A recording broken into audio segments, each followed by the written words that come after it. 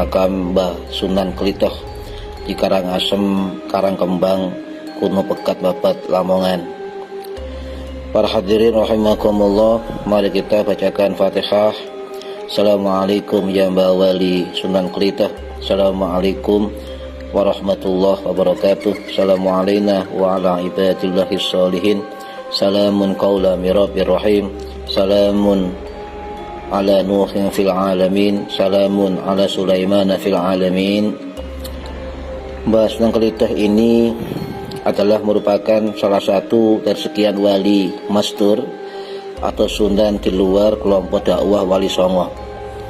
Meskipun demikian, beliau termasuk wali yang tiada tandingan, sebab menurut kisah aura dan ketidakayaan serta wiridnya sangat ampuh dan tiada tandingannya.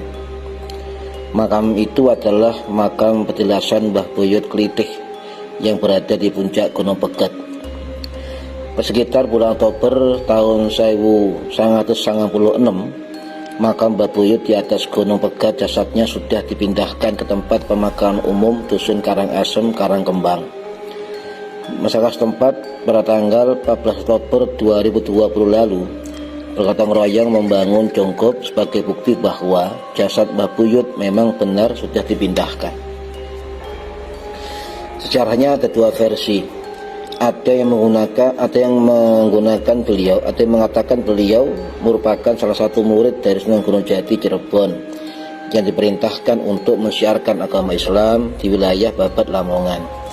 Versi yang kedua, sekitar abad 18, persis saat Pangeran Diponegoro berjuang, ya, beliau salah satu pasukan tentaranya Diponegoro di daerah Lamongan, Bojonegoro.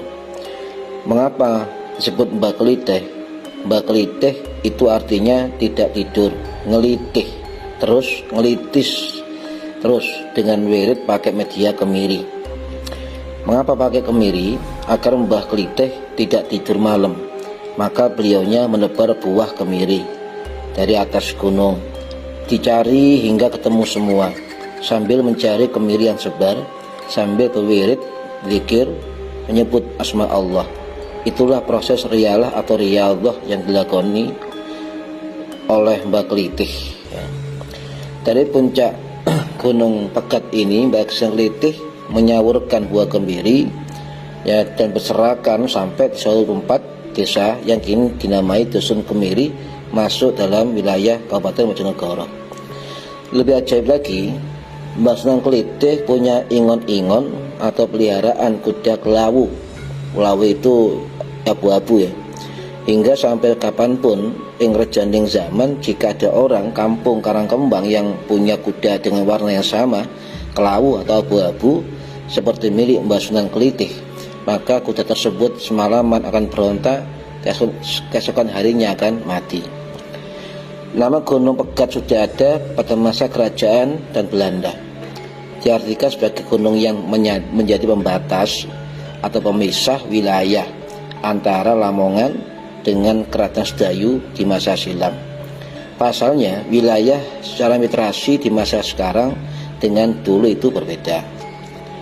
Karena waktu dulu gunung dijadikan sebagai pembatas wilayah, wajar jika dari dulu ada syarat tertentu yang harus dipenuhi saat masuk ke wilayah lainnya. Ada semacam aturan atau tradisi yang harus dipenuhi sebelum masuk wilayah tertentu. Seiring berjalannya waktu, hal itu berkembang dan menjadi mitos yang dihubungkan dengan calon pengantin atau peristiwa lainnya. Mitos melepas ayam di Gunung Pegat yang terjadi hingga saat ini, hal itu juga diyakini oleh sebagian masyarakat di daerah lain yang memang memiliki penamaan serupa.